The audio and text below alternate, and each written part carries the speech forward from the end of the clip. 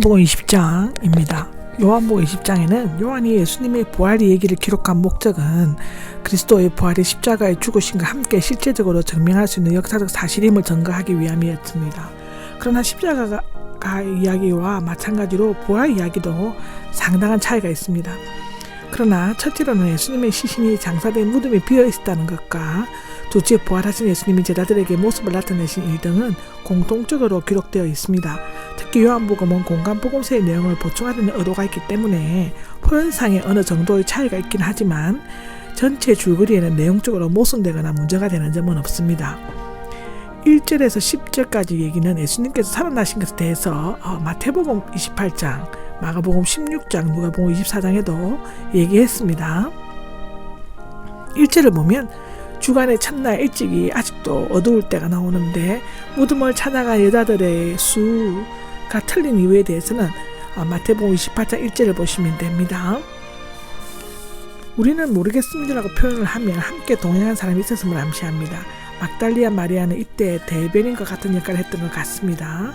무덤에서 돌이 되어 있는데 분리를 의미한다는 가 사용되는 것이 돌이 무덤에서 완전히 옮겨지는 것을 의미한다고 합니다. 이것은 사람들이 밀어서 옮겨진 것이 아니라 천사가 초자연적인 힘으로 순식간에 옮긴 것으로 나타내고 있습니다. 마태복음 28장 2절을 보시면 됩니다.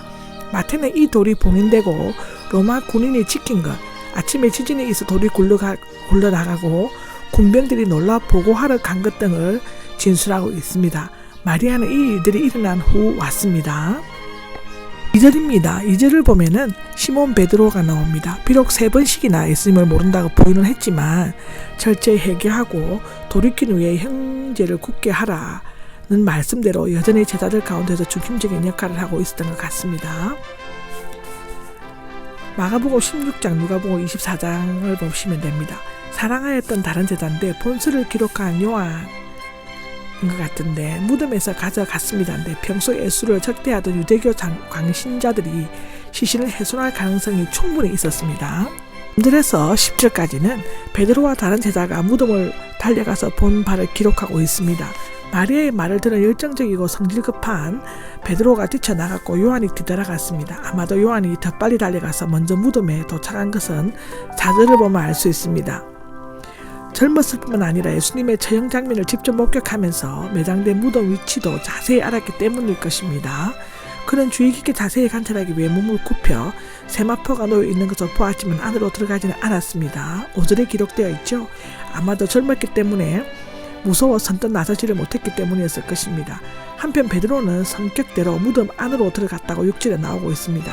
그리고 꼬리에서 요한이 들어갔다고 8절에 나오고 있습니다. 7절입니다. 7절에는 머리에 덮었던 수건이 나옵니다. 팔레스타인들은 기후가 뜨겁기 때문에 터번과 같은 수건을 쓰고 다니면서 햇빛을 가리고 땀을 닦으면 때로 강한 모래바람을 막는 데 사용하였다고 합니다. 예수님의 시신은 세마포로 감고 머리는 수건으로 동에 메었던 것 같습니다. 잘 개어져 있었다가 나오는데 돌돌 말다에서 유래되었으며 성급하게 서두른 흔적이 없이 잠자던 자가 일어나 머리에 동그랗게 감겨있는 봉대처럼 돌돌 말고 가지런히 정돈하고 나간 것 같은 상태를 나타낸다고 하는데요.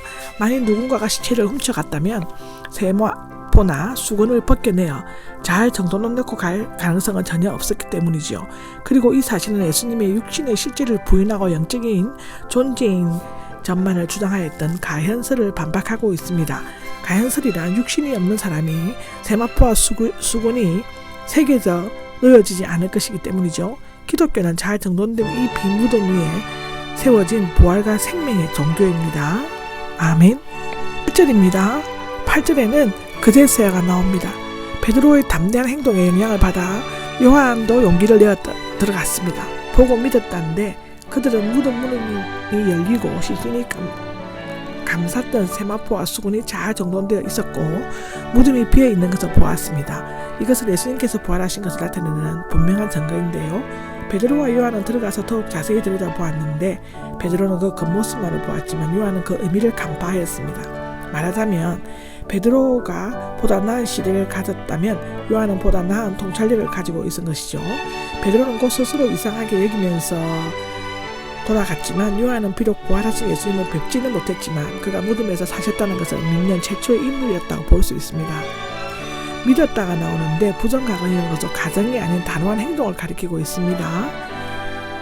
그 이유는 다음에 나오는 구절에 깨닫지 못하고 라는 구절 때문인데요. 이 난제를 해결하기 위해 베드로와 요한은 예수님의 부활을 믿는 것이 아니라 시체가 없어졌다는 막달리아 마리아의 말을 믿었다는 견해가 제기되기도 하였습니다.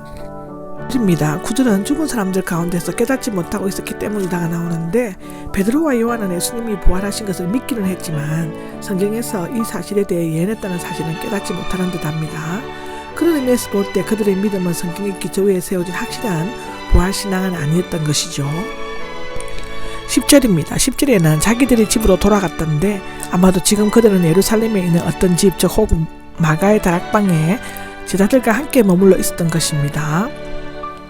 제자들은 한 곳에 모여 앞으로 닥치게 될 유대인들의 위험과 핍박에 대처할 방법을 모색하고 있었을 것입니다. 두 제자는 기뻐하면서도 이상하게 생각하면서 무거운 발걸음을 옮겼을 것입니다. 물론 요한은 아침에 일어난 일들을 자기 집에 모여있던 예수님의 어머니 마리아에게 이야기했을 것이죠.